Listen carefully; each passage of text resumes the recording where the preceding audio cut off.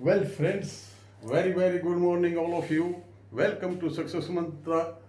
Today, we will discuss what is the difference between PL, DL, CC, OD. चार main है basic concept इनका जानेंगे, क्योंकि देखिए हमें पता होना चाहिए कि टर्म लोन क्या है, डिमांड लोन क्या है, कैश क्रेडिट सीसी क्या है, ओडी और ड्राफ्ट क्या है।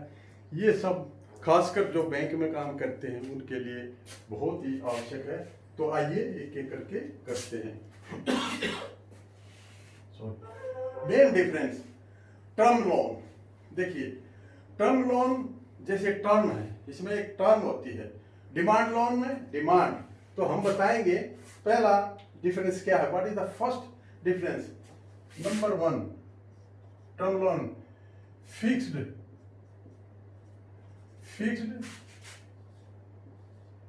इंस्टॉलमेंट्स।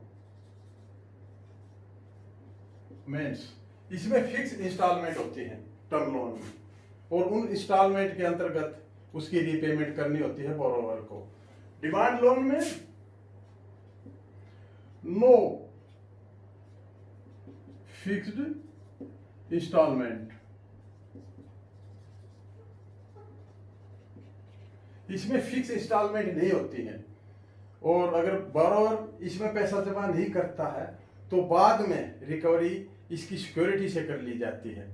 तो इसमें जब चाहे, डिमांड लोन में जब चाहे बोरोवर इसमें जमा कर सकता है। तो एक मेन डिफरेंस तो ये है, इसमें फिक्स इंस्टॉलमेंट होती है, इसमें कोई फिक्स इंस्टॉलमेंट नहीं होती। तो इसमें क्या होता है, इसमें सिक्योरिटी होती है। अच्छा, फिर नंबर दो, बैंक टर्म लोन के अंदर bank can't demand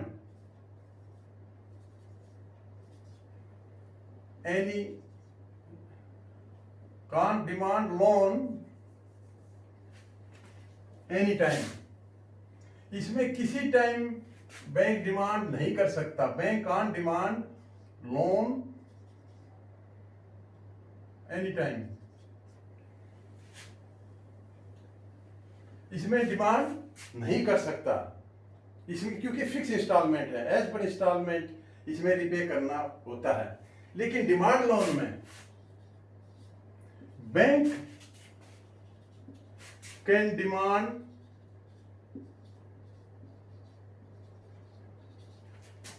the advanced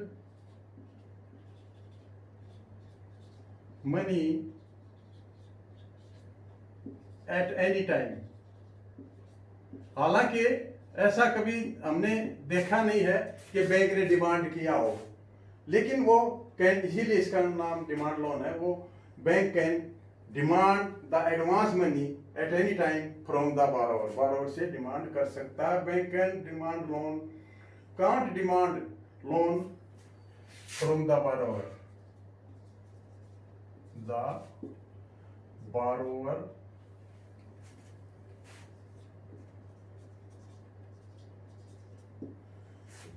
demand नहीं कर सकता।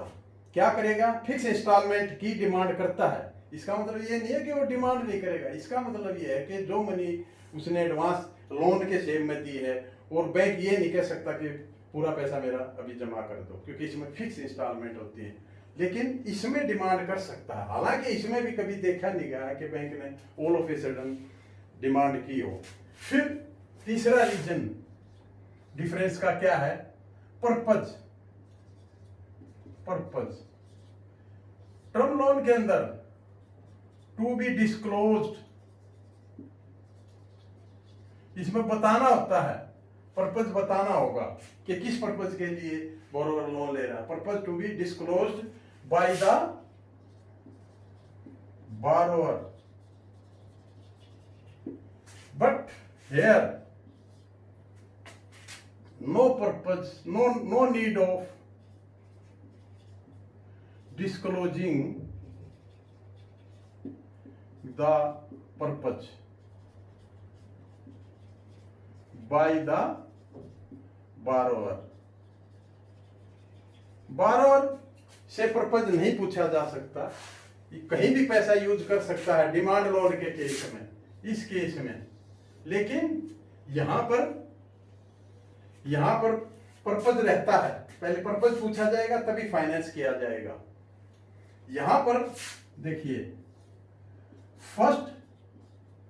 फर्स्ट ऑफ ऑल क्या करेंगे, फर्स्ट लोन सैंक्शन किया जाएगा,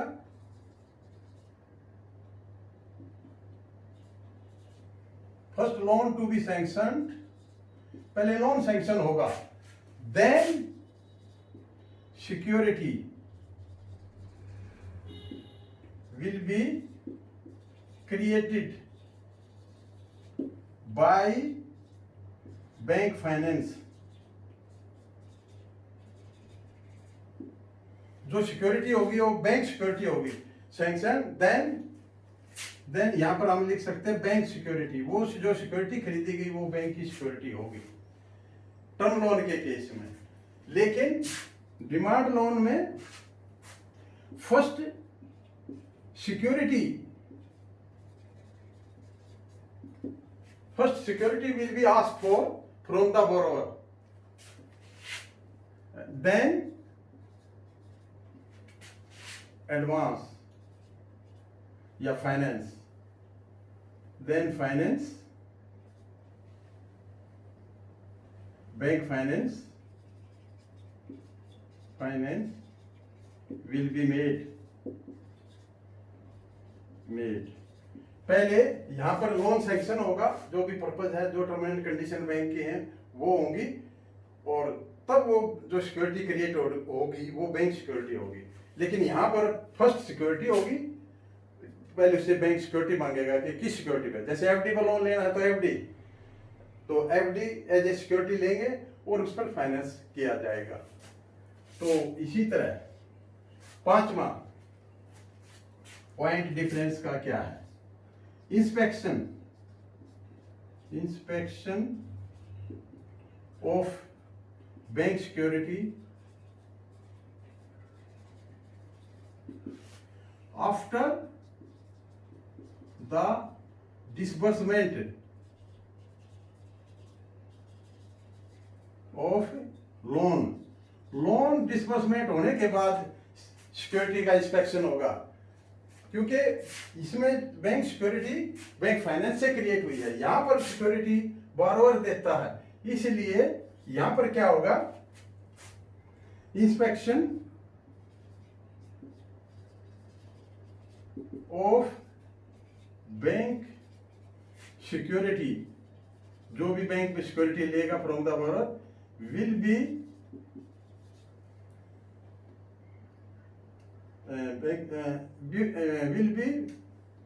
made before disbursement। यहां पर इंस्पेक्शन डिसबर्समेंट से पहले होगी, यहां पर inspection of bank security after the जब बैंक लोन को डिसबर्स करेगा तभी, यहां पर बिफोर डिसबर्समेंट ऑफ एडवांस। तो ये 5 डिफरेंस मेन आपके term loan and demand loan में है। तो आपने देख लिया होगा कि ये डिफरेंस मेन है। अब देखिए सीसी एंड ओडी, इसमें क्या होता है, सीसी इसमें पर्पज पूछा जाएगा, इसमें भी purpose to be disclosed by the borrower, इसमें पर्पज होगा कि कैश क्रेडिट जो वर्किंग कैपिटल लिमिट जो फिक्स की जानी उसका पर्पज क्या है। तो यहां पर पर्पज है, यहां पर ओवरड्राफ्ट नो नीड, यहां पर जरूरत नहीं है, वो उस पैसे से बोरोवर कहीं भी पैसा उसको यूटिलाइज कर सकता है, यहां जरूरत नहीं है। ये ऑलवेज सिक्योर्ड, ये सिक्योर्ड होती है, बिना सिक्योरिटी के ये नहीं होती, ये ऑलवेज सिक्योर्ड होती है। ये मे बी अनसिक्योर्ड, ये अनसिक्योर्ड ओवरड्राफ्ट है, एक ओवरड्राफ्ट अनसिक्योर्ड भी दे दिया जाता है। तो इसमें ये सिक्योर्ड होता है, इसमें सिक्योरिटी होती है, इसमें कोई सिक्योरिटी नहीं भी होती, कभी कभी होती भी है। तो इसमें कौन सिक्योरिटी क्या होती है? बैंक सिक्योरिटी, ये क्या है? Created by bank finance. Bank finance, जो बैंक फाइनेंस से जो सिक्योरिटी क्रिएट हुई है वही बैंक सिक्योरिटी है। यहां पर ओवरड्राफ्ट में no bank security, security purchased by borrower is not treated as bank security. ये बैंक सिक्योरिटी नहीं ट्रीट होती। तो इसमें बैंक सिक्योरिटी होती है, इसमें नो बैंक सिक्योरिटी। तो ये मेन डिफरेंस आपके कैश क्रेडिट और ओवरड्राफ्ट में है। पर्पज होता है, इसमें पर्पज की जरूरत नहीं है, पर्पज बैंक पूछता नहीं है, कहीं भी यूटिलाइज कर सकता है। ये सिक्योर्ड और अनसिक्योर्ड दोनों हो सकता है। ये मेनली सिक्योर्ड ही होता है कैश क्रेडिट, ये दोनों हो सकता है, और ये मेनली अनसिक्योर्ड होता है। बैंक सिक्योरिटी कौन सी होती है? जो created by bank finance, bank finance से जो सिक्योरिटी क्रिएटेड होगी वो बैंक सिक्योरिटी है। यहाँ पर ऐसा नहीं है। तो फ्रेंड्स, ये था लोन एंड एडवांसेज में फर्क। ये क्या है? ये एडवांसेज है, ये भी एडवांसेज है, ये लोन है। ये मैंने पहले वीडियो में भी बताया था। तो फिर भी अगर आपकी कोई क्वेरी हो तो आप कमेंट्स कर सकते हैं, लाइक और शेयर कीजिए। अगर आप पहली बार इसको देख रहे हैं तो इसको सब्सक्राइब अवश्य कीजिए। Have a nice day, thank you.